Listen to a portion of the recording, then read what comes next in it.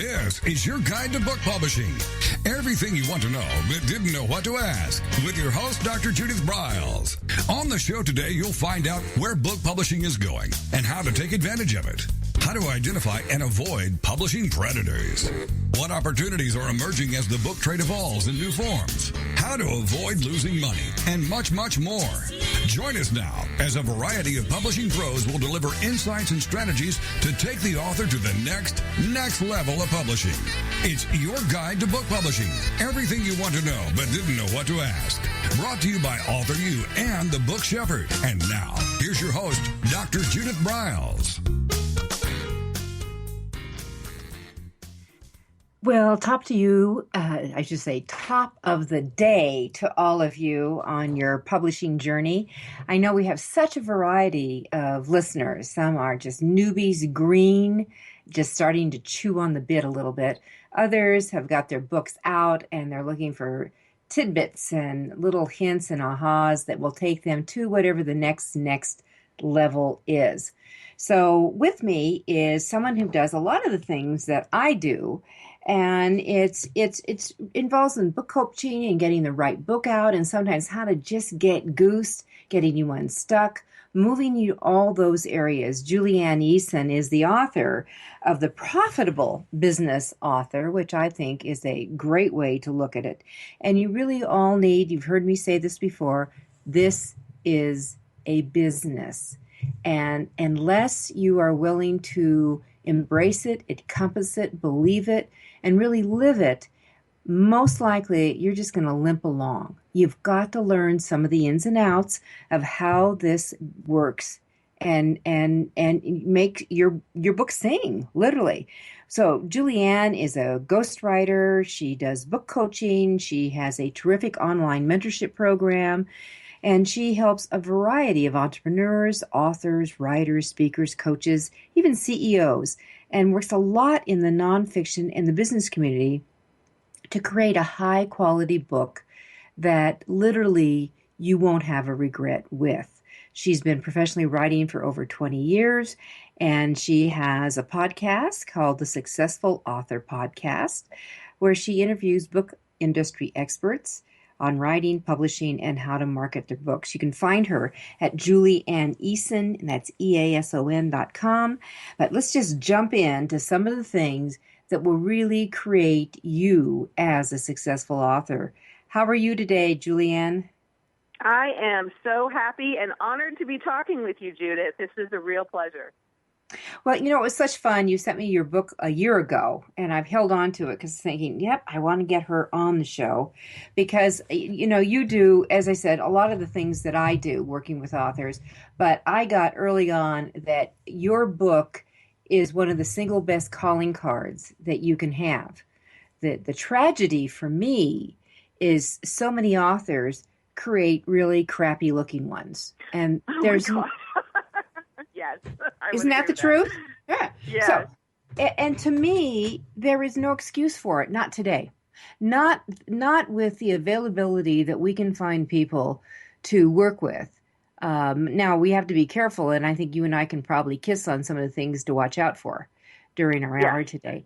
But you've got to be careful. But there is unbelievable talent out here that can create a book that you can compete easily with anything that rolls off the New York Times printing presses. Let's just say it that way, because I actually think of just yes, absolutely, yeah. Because I think of most New York Times books and books that come along that way is really a printing press manufacturer. Because you, as the author, I've said, and you've all heard me say this a gazillion times, you're going to be the person who markets your book.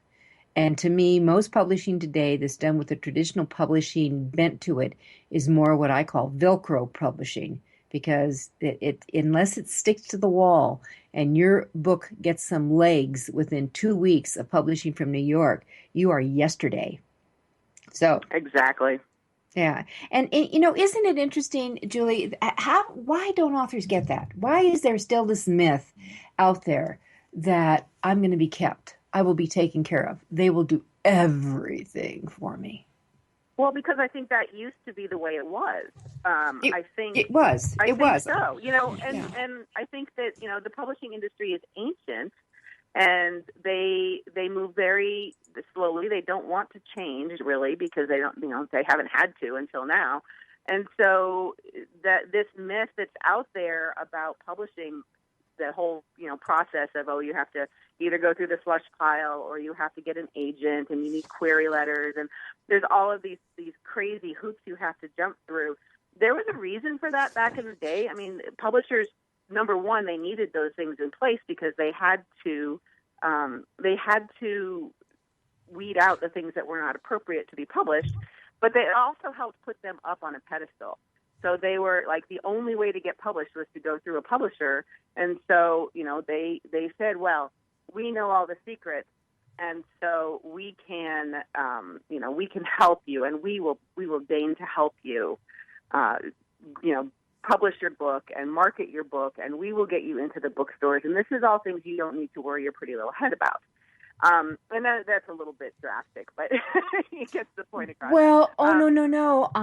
You're talking to a former New York snob. 18 of my books were published with New York. I was, by the way, one of those kept authors. Mm-hmm.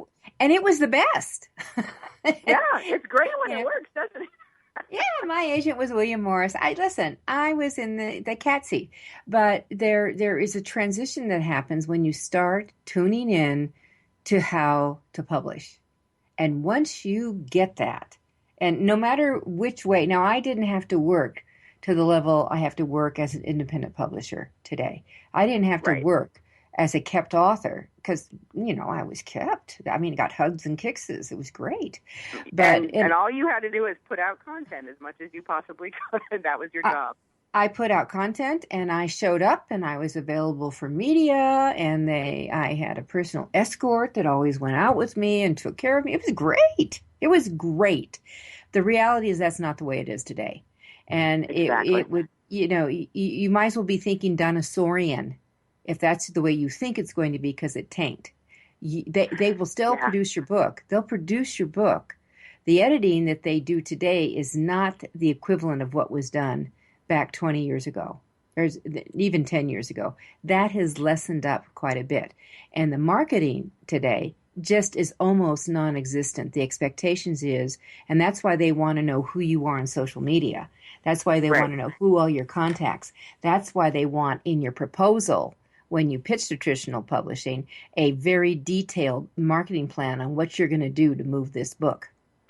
And you know what I think, Judith? I think that's the best news ever for authors because, honest to God, traditional publishers, I hate to say this, but they're not very good at marketing because marketers who are out there and that's their business all day, every day. I mean, I was part of my 20 years of writing has been as a copywriter, and I work with these marketers, and I know how they think, and I know exactly how they are planning to sell their books, and it's a heck of a lot better than the way that traditional publishing has been doing it, and even the small changes that they've made, not even close to what a professional marketer, people who know what they're doing, can do. And there's so much information out there that you can really figure out the basics for yourself and do way better than you would ever do as a kept author if you really focus on it. And why do you think, I mean, I have my own theories, but Julie, why do you think that authors can do better than what the traditional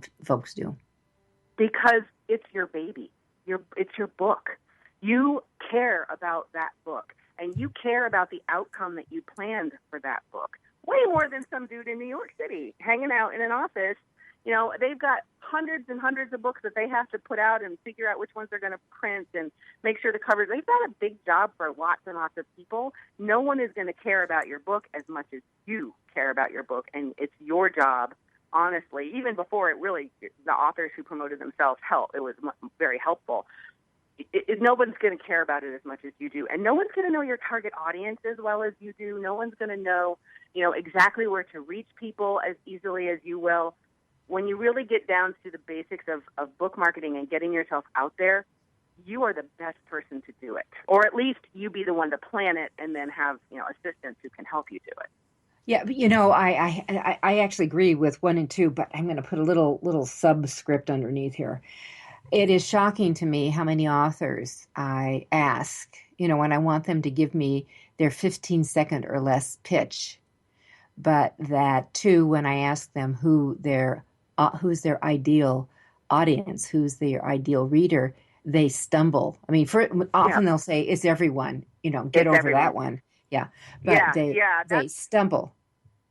When I work with clients when I'm ghostwriting, and even in my book and the workbook that goes with it, the very first question is, what is your goal for this book? And the second question is, what's your target audience? And anybody out there listening to this who's planning to have someone help them with their book, whether it's for writing or marketing or whatever, if they don't ask you those two questions, do not hire them.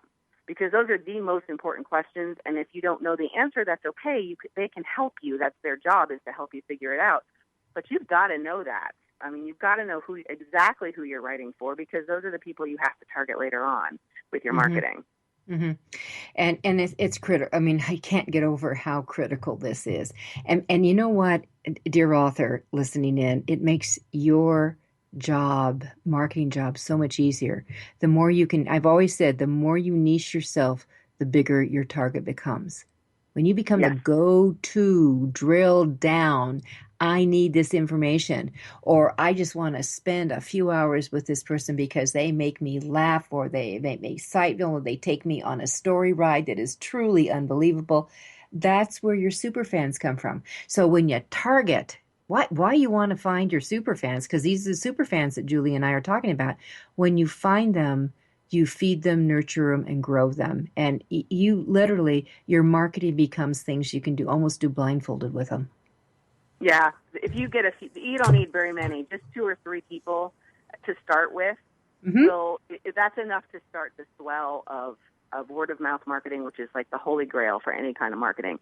You want people to talk about you and your book and what it is that you do. For my authors, it's always, there's a business goal at the end of it. They want to get clients and customers. So that's, all of that has to be written into the book. But even for fiction authors, you've got to get people talking about that. And it starts with one person, just one. One is the beginning. Yeah. All right. We're going to come right back. We're going to take a quick break. Julie Anne Eason's with me, and we're talking about really your author success.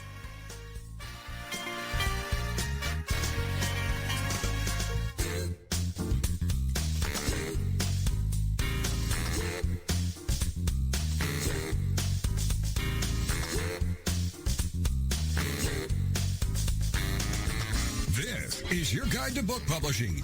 Everything you want to know but didn't know what to ask. With your host, Dr. Judith Briles. And we'll be right back with more great information right after these.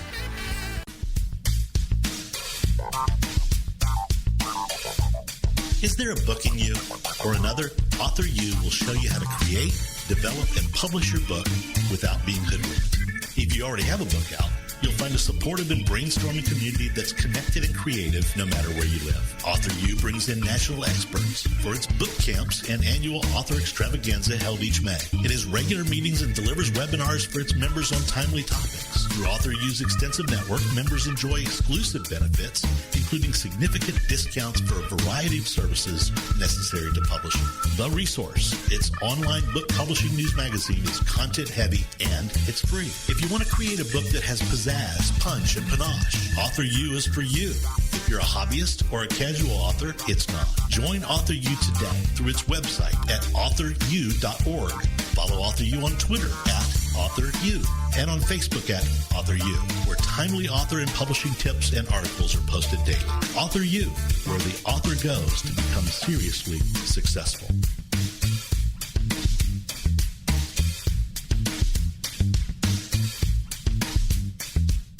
First impressions are everything in the world of book publishing.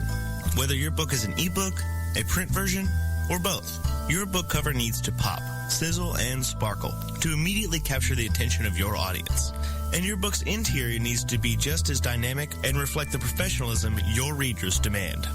Nick Sellinger of NZ Graphics has won numerous national and international book awards for his cover designs and interior layouts. With over 20 years of experience in graphic design, he knows what it takes to create award-winning books and the many promotional pieces that authors need, such as posters, banners, postcards, one-sheets, business cards, logos, and more. Visit ncgraphics.com and see what authors and publishers have to say about their award-winning books and how NZ Graphics can make your book the success it was meant to be. That's nzgraphics.com.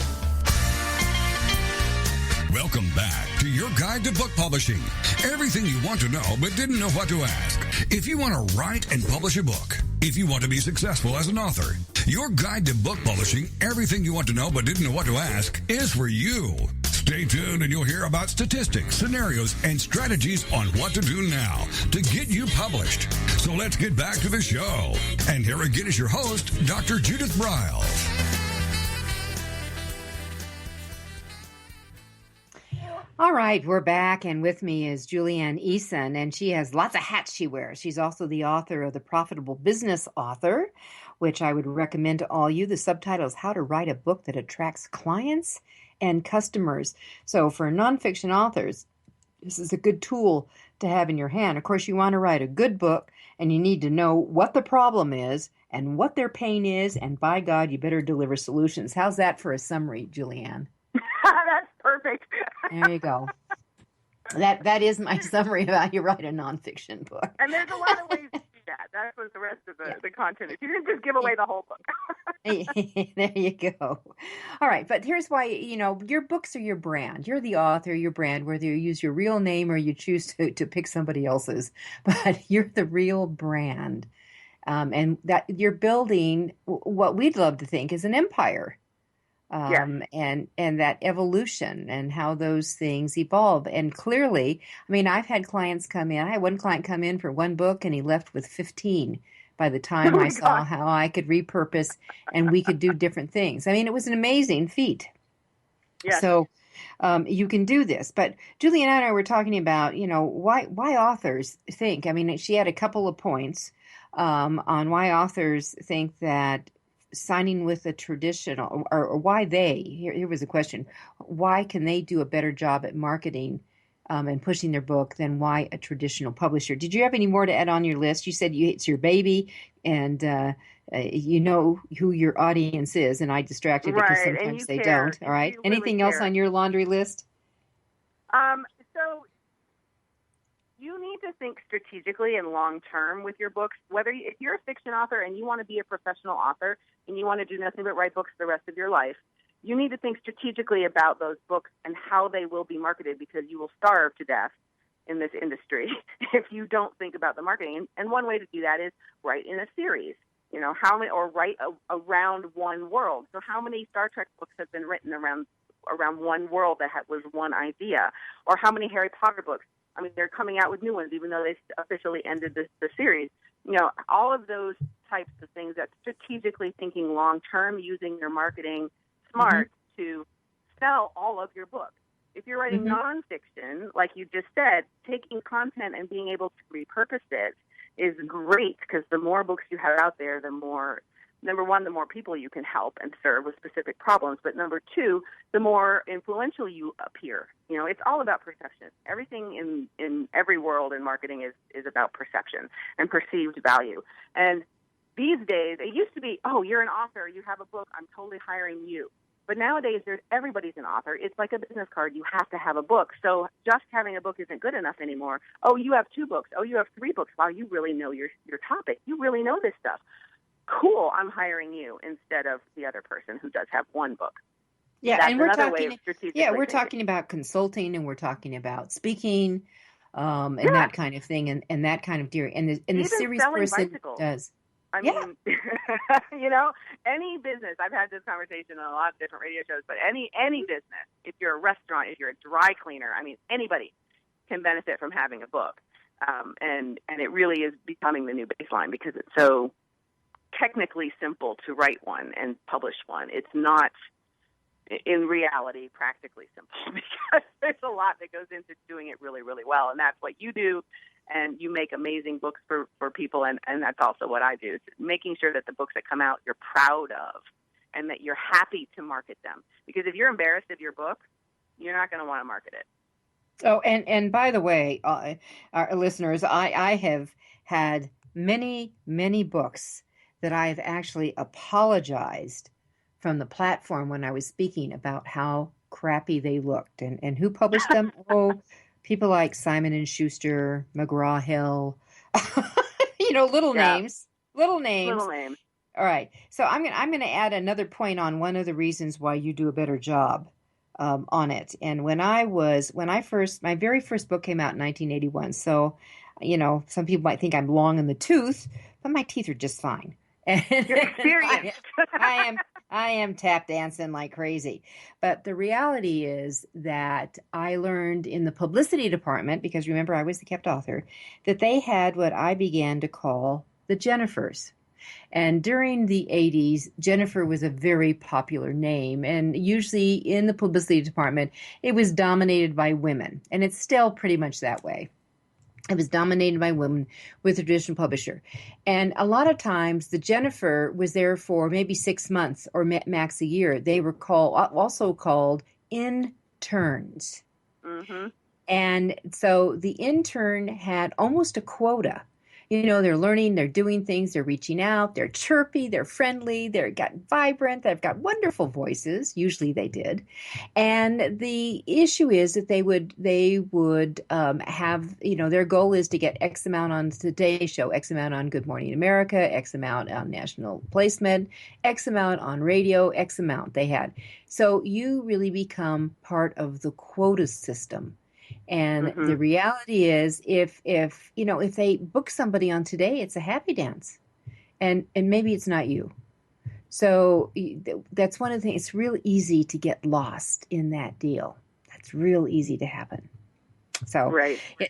So that was one of my reasons, and then I have a fourth reason is the whole issue of that when I see a lot of the press releases that are created, the media releases, a lot of them are really mediocre. And there's some good tips and trips. And I actually did a webinar last week. I was just going to say, you just did an awesome webinar on press releases. Yeah, I just did a webinar on step-by-step how to do a press release. What nuggets you need, at what order they need to come in.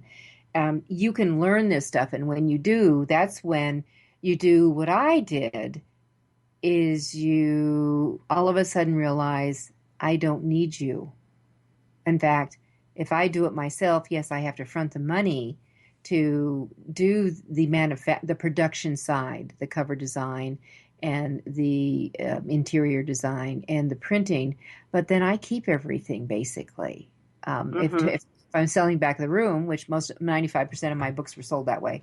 But the second thing is, even the worst case, the least amount I'm going to get on my book is a 45% return. And when you start crunching the numbers, and if you really have a marketing plan in place and you're moving it, you will come out way ahead. But it's work. Yeah. It's work. It is work, and it takes it's work in the education phase. Like, you have to figure it out, and then it's work in the implementation phase.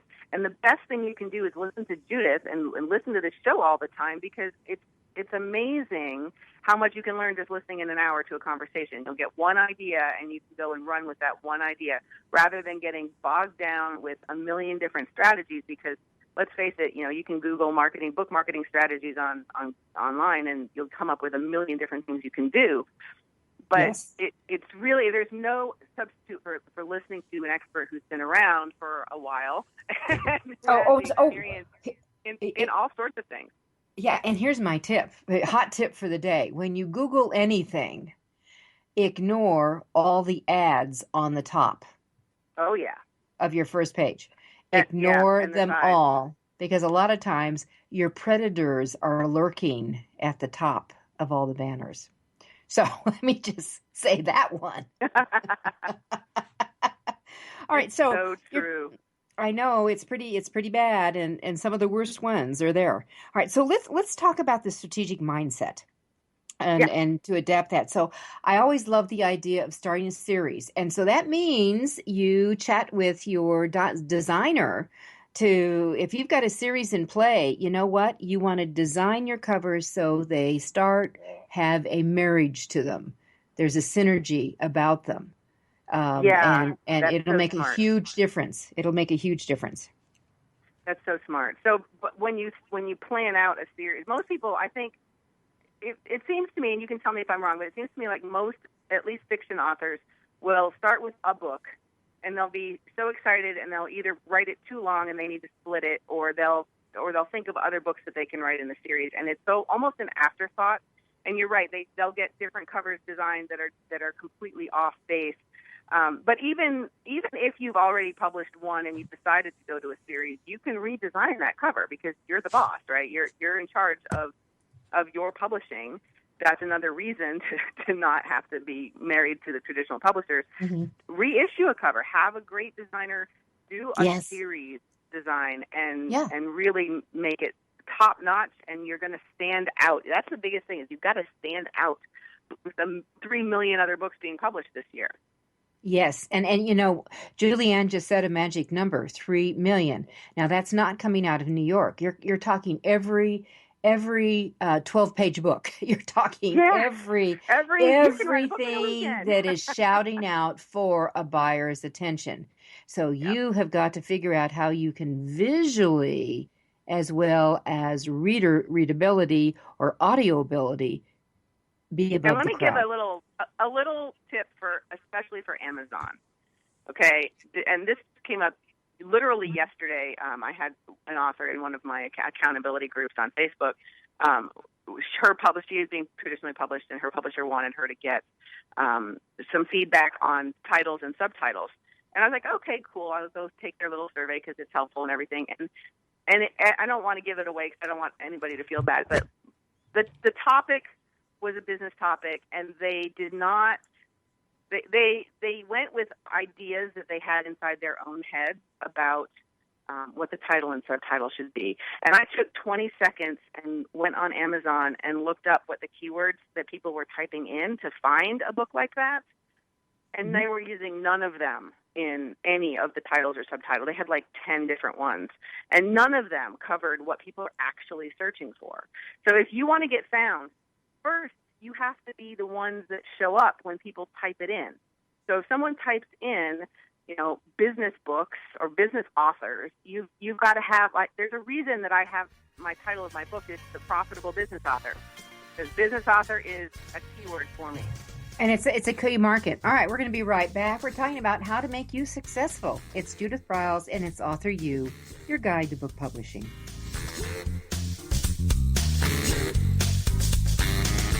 This is your guide to book publishing. Everything you want to know but didn't know what to ask. With your host, Dr. Judith Briles.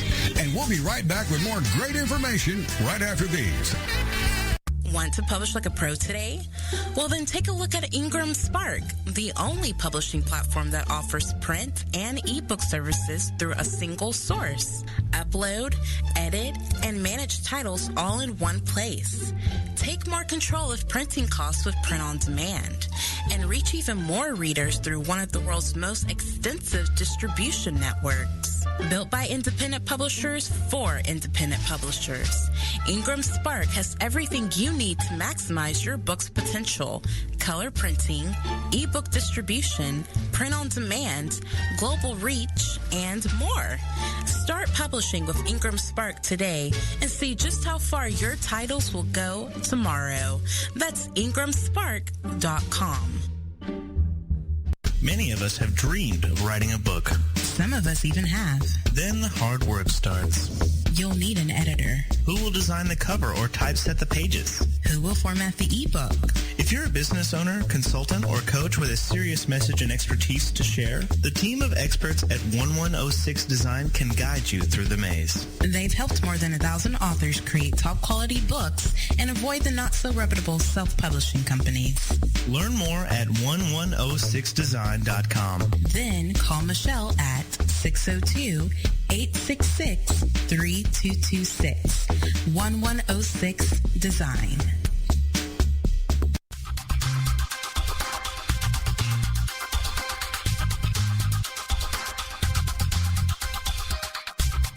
When Ned Thompson and Harry Shore started Thompson Shore in 1972, they believed employees with great character would make up the best company. They were right. They hired people who were not only experts in bookmaking, but who were obsessed with quality and delivering exceptional customer service. Almost 40 years later, Thompson Shore remains a 100% employee-owned company. Ned and Harry knew that successful customer projects are a direct result of empowered employees. We specialize in all books for large and small publishers. Creating beautiful and well-made books, we're dedicated to pleasing our customers by making the experience a good one from start to finish. The personal touch we have with our customers allows us to be innovative in solving their most difficult challenges. Our platform also ensures that we can remain flexible to meet our customers' unique needs and expectations. Our marketing kit can create buzz for your title, enhancing the promotion of your book during infancy. When you need to test the market to gauge your future sales, we can provide digitally printed books that will transition seamlessly into a larger offset run. From ebook to hard copy to delivery, our skillful customer service teams are at the ready to answer your most pressing question. At Thompson Shore, we know that making the highest quality books requires more than just best technologies. It requires superior customer service, professionalism to the trade, and commitment to environmental and social values. With these standards of excellence in place, you can be sure that we will always help you put your best book forward.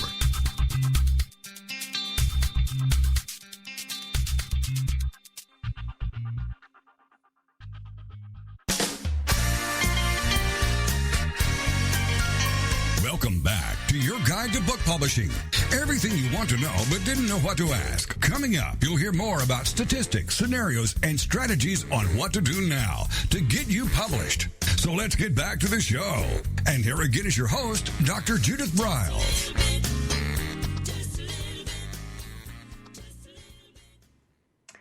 All right, we're back. I've with me is Anne Eason, and we both have our own author-related podcasts.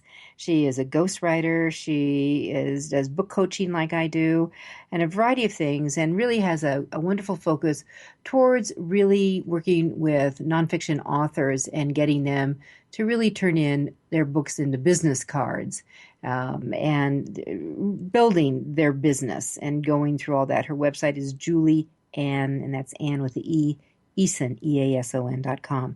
So we were talking about writing serials to really get the strategic mindset. What are the things we should have in this, or not serials? We could do that for not fiction, but series. We could do that. Books in a series. Yeah. Yep. What other goodies go in there? Ways to be strategic? Okay, so another way to be strategic is. So we're talking about basically the whole idea is to think ahead and to have a goal in your brain of what you want the outcome of the book to be. And that is the number one job. Before you even write a word, that's what you really want to do. Most people think, oh, I've got a book inside me. I really want to write a book. Or, oh, my business needs a book. Or I need something to put out at a trade show or whatever. But you got to figure out what is the goal that you want to happen with this book. Do you want clients and customers knocking down your door? Do you want to get the next book out and the next, if it's a fiction book, do you want the next book in the series to sell? And how are you going to make that happen inside the book? How are you going to write your book so that your outcome happens? So for example, when I work with business authors, I have a very specific system for getting a reader to, number one, get the book, to buy the book or to grab a copy at a trade show or wherever.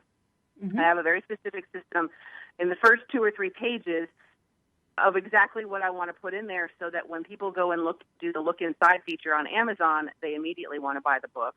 Or if they don't buy the book, they want to go to my website and figure out, or the author's website, how that person can help them. And then I have very specific things in every single chapter that drive people to an author's website and get them on a mailing list so that particular author can talk to those people and market to them and maybe help them out with a problem that they've got. That works for tax accountants. It works for bakeries. It doesn't matter what you're doing. Like, there's all kinds of ways you can do it. So that's knowing your outcome. I want clients and customers and planning things inside the book to lead to that outcome. Same exact thing with fiction series. So if you know that you want to be a professional author and you want to write books and series the rest of your life, you need to know that number one, you're going to want to have a prequel, because that prequel is going to be given away for free on your website, because people want to know more about the world that you're writing about. Or maybe they want to know more about the psychology or the characters or whatever it is. But you need to get people on a mailing list so that when your next book is ready, they go and they're still excited. They're still living in your world. They're still getting messages from you. They're getting blog posts, all these kinds of things. If they're not on a mailing list, you've lost them. And maybe they'll pick up your second book. Maybe they won't. But if they're on a mailing list, then you can continue to talk to them and keep them excited about the series and keep, let them into your life as an author, what it's like, because people think authors are, just glamorous people who live amazing lives, which we do. But having that outcome in your brain at the very beginning, when you're figuring out how you're going to structure your book, so that when it comes time to do the next book or sell your products or services, there's things inside the book that lead people to that desired outcome. You can't let it happen by chance, because 99% of the time it will not happen. And then you end up saying, oh, that was a waste of time, or, oh, I really loved writing that book. It was a great experience, but yeah, nobody ever bought it. Oh, so then the book becomes like Chinese food. Sounded good while I was here, but I don't know what I have no idea. What was I thinking? Unless for me it has MSG in it, then I'm violently ill. But it stays with me for a while. Terrible. Yeah. So let me ask you, because you've already teased us. Not fair to tease like that. So give us a couple. Can you give us a couple of the tips that you would recommend that would be the hook?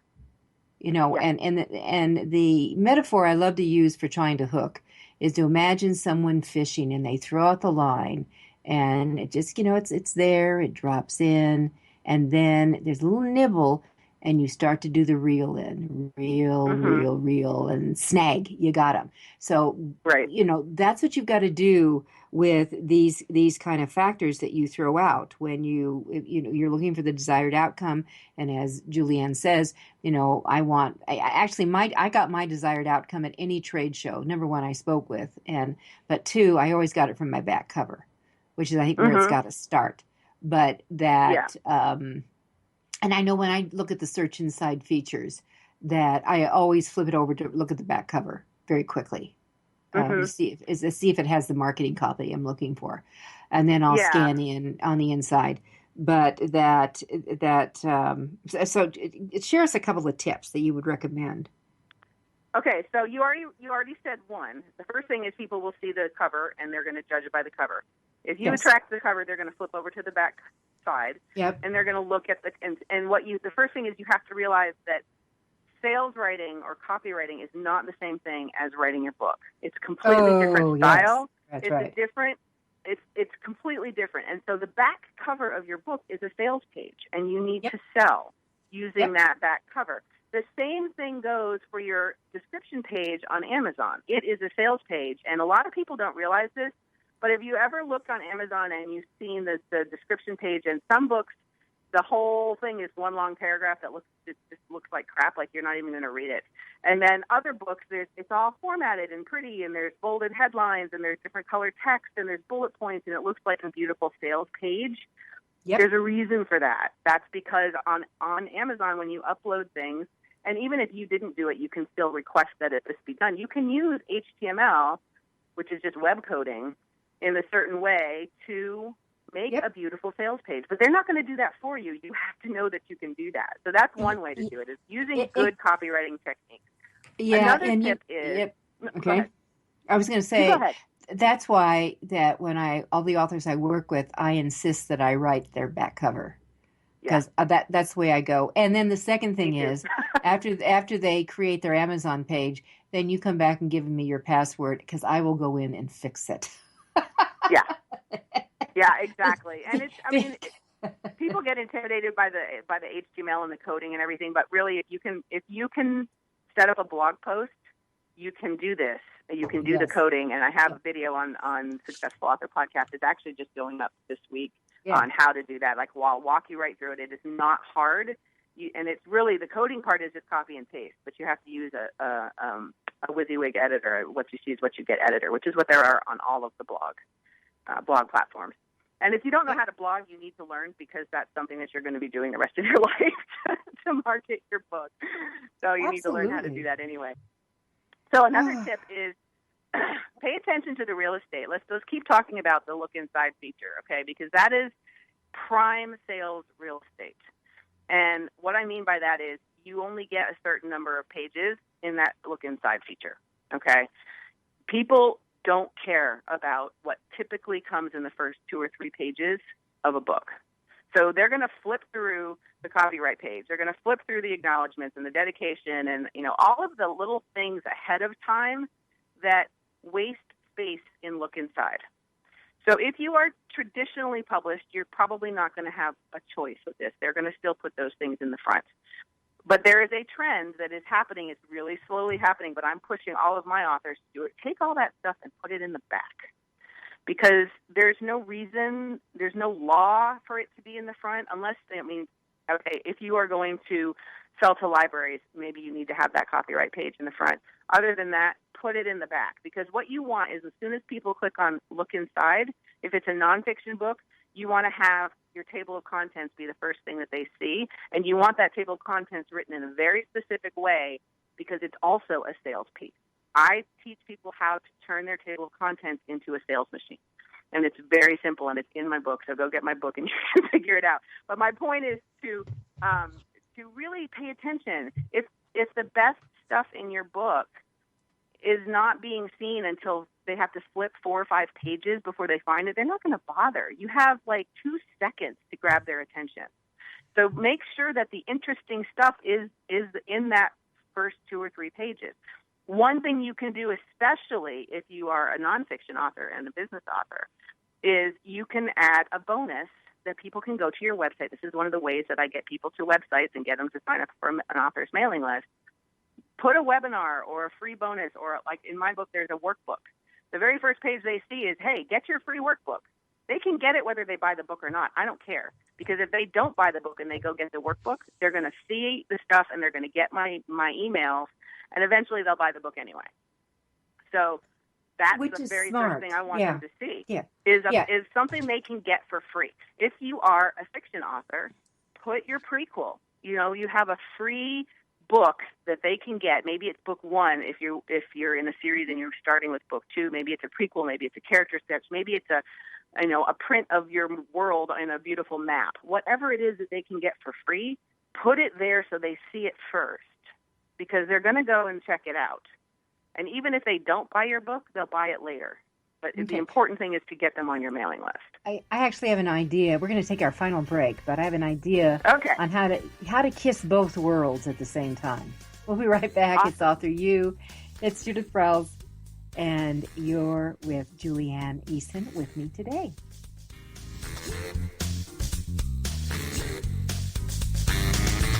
This is your guide to book publishing. Everything you want to know but didn't know what to ask. With your host, Dr. Judith Briles. And we'll be right back with more great information right after these.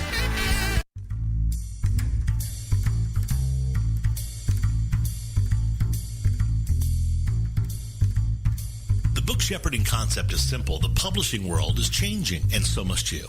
You need an experienced shepherd and a guide to partner with you as you create, strategize, develop, publish, and achieve your publishing goals. You can't do it alone without paying the price. You can spend your money creating a book that turns out to be so-so, or you can create a book that looks and feels classy, builds your brand, and is a financial success, a bestseller.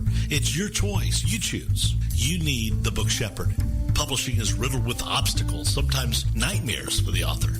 You don't need problems. You want solutions. Dr. Judith Briles will shepherd you through the maze and the chaos. At times, she's had to step in and rescue a book that has been sabotaged by a publisher or by a publishing service provider, or sometimes even the author themselves. Judith Briles is the book shepherd. If you want to create a book with no regrets, give her a call today.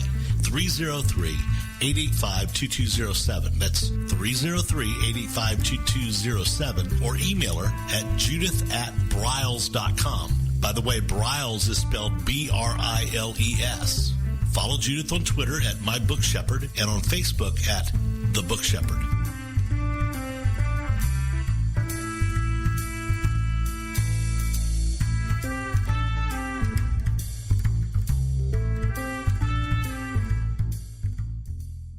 One of the most important decisions you will ever make is your choice for printing your book.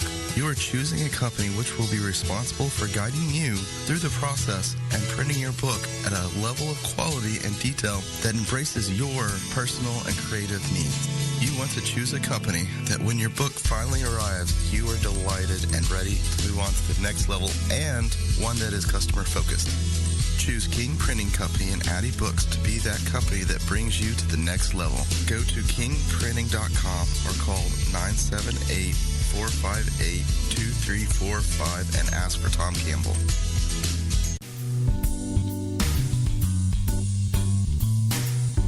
At Total Printing Systems, customer service is our priority. We are located in Southern Illinois.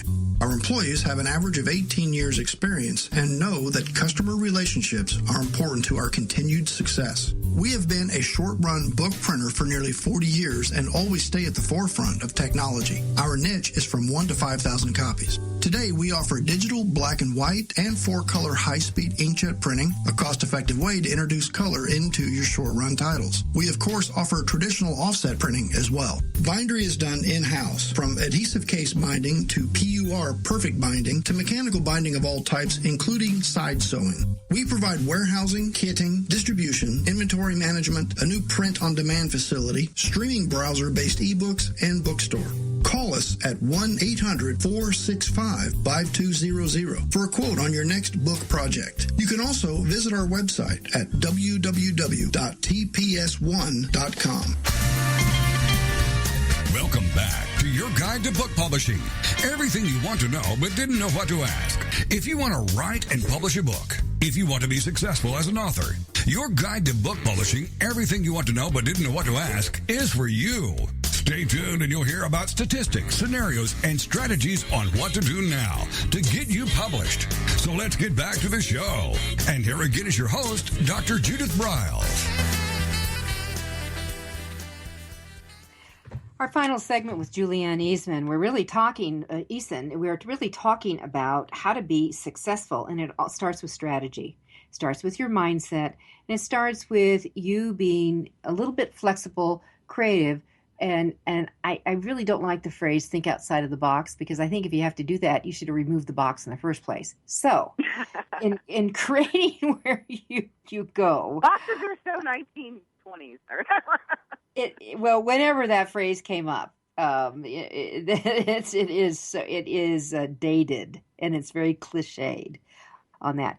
But there's some strategies that you have to think about that makes you a little bit different. And I want to remind all of you that coming up in September is the 7th annual AuthorU extravaganza. And that I'd love to meet you all. Come to Denver, Colorado. The dates are September 15th through the 17th. The early bird ends on August 5th. So if you want to save $100, get there, get registered. There's a free shuttle from the airport. You'll fly into DIA, Denver International Airport, if you're coming from out of town. But you can't afford to miss it. And here's something that I do. I may have some of the same speakers, although we always have new speakers, and I have some killer programs this year. But over 25 speakers, 25 programs, if you can imagine. And there's nothing repeated. Now, how cool is that? So make it a perennial event. But find everything at AuthorU.org. Just click on events. Be here in Denver, Colorado, September 15th through 17th, which is like 7 weeks away. All right. So, Julianne, we're talking strategy. And, of course, there's this mindset of just getting ready to go. That how does that tie in with our publishing options? How does it tie in with our book marketing? Is there a best time that you should be thinking about strategy? And what happens if you get off track? I mean, those are all loaded questions. Wow, that's a lot of stuff. Okay. I'll go through that really, really quickly. There you go. So first of all, the best time to think about strategy is before you start. However, most people listening to this have probably already started or even already published their books. So don't be disheartened. You can always start a strategy anytime.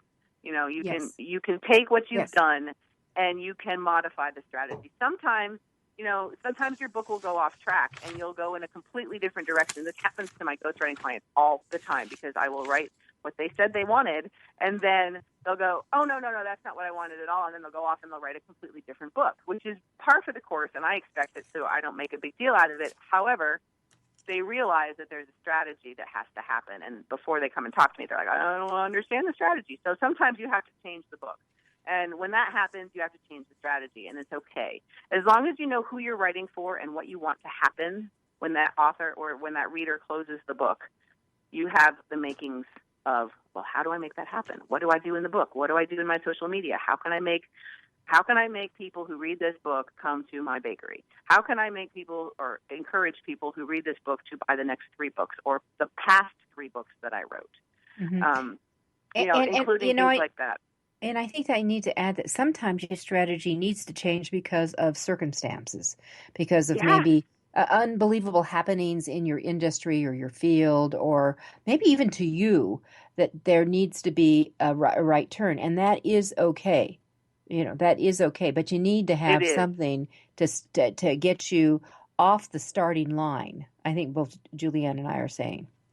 Yeah, and the whole idea is that if you set in your head who you're writing for, who is your target audience very specifically, and what is the goal that you want to happen, your strategies can change all the time, but those 2 things don't change. Those are your guideposts. Those are your end destination point you type into Siri when they're trying to tell you where to go. Sometimes there's construction. Sometimes, there's a bridge out and you have to go around, and that's fine. Your strategies can change, but you're not going to change what you want to happen with that book. And it's usually, I want them to buy another book, or I want them to come buy something from me, or I want them to come and be a consulting client, or one of those. There's only a few things you want to happen. Mm-hmm. And usually pretty well who your target audience is. I want to reach mystery readers, or I want to reach people in the internet marketing space, or I want to reach, people in the restaurant industry. Like you'll know what those things are, and they don't change. But having them in the front of your mind is the most important thing. As you're writing the book, as you're marketing the book, whatever you're doing, so important. One other thing I really wanted to mention, because it has come up a bunch of times recently with my clients, is when we're talking about marketing right now, people will write their books and then they start thinking about marketing, which is a mistake to start with. You should be thinking about marketing the whole time.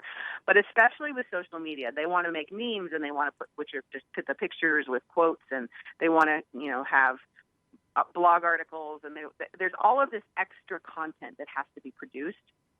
Your book is that content. You don't have to come up with new stuff. You can come up with new stuff if you want to, and eventually, more and more things are going to come out of conversations. But your book, as you're writing it, little quotes are going to pop out at you. Keep track of them while you're writing. Even if they end up in the edit pile and they don't end up in the book, if they're a good quote, use them. Every time I start a book, I have a separate folder in my Scrivener file that has all of the things that pop out to me as this would make a great blog post, and maybe it's 500 words that I just wrote, or this would make a great social media quote. So by the time I'm done writing the book, I have all my content done.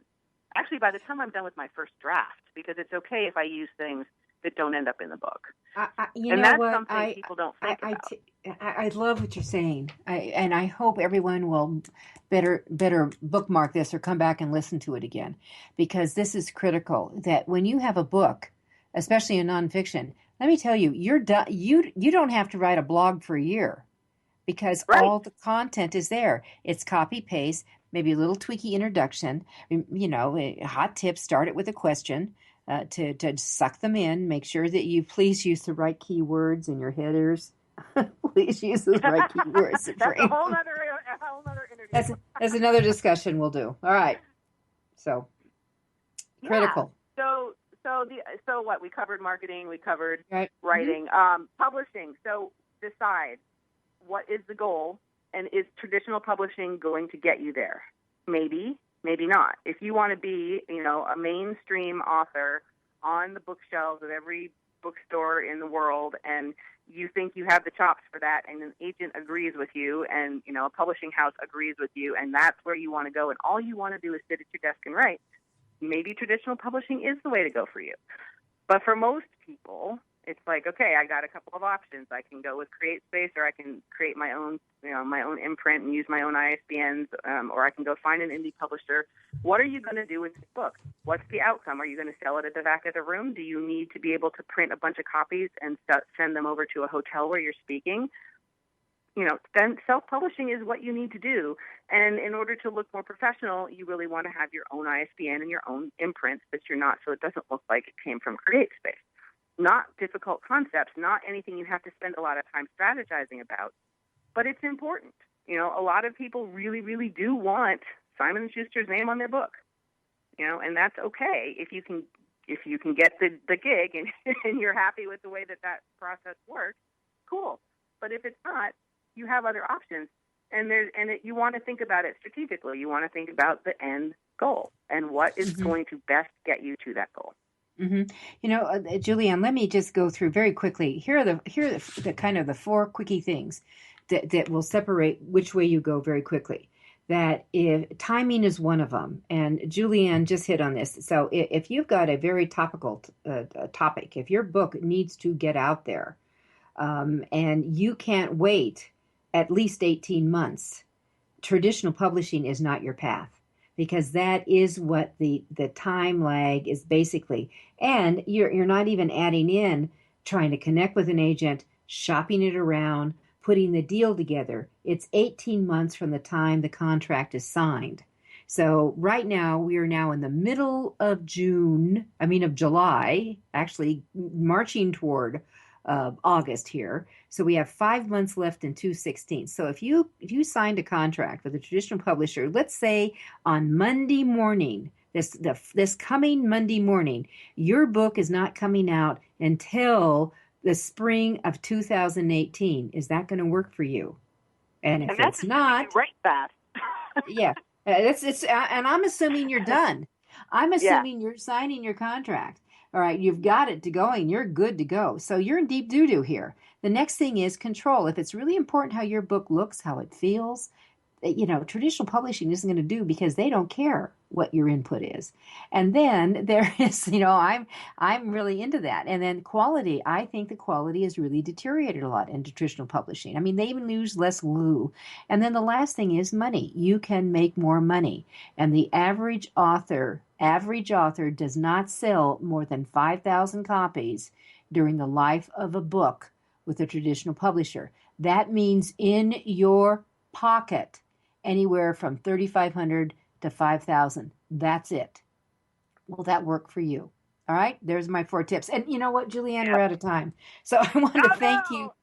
I want to thank you all. So let's do this again. I want to bring it back, and I want to talk about the ins and outs of ghostwriting and do that. All right. So it's AuthorU-Your Guide to Book Publishing.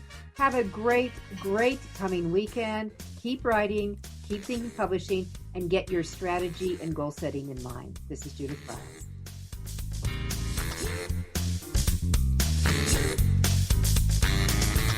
Thank you for being a part of Your Guide to Book Publishing. Everything you want to know but didn't know what to ask. With your host, Dr. Judith Briles. Each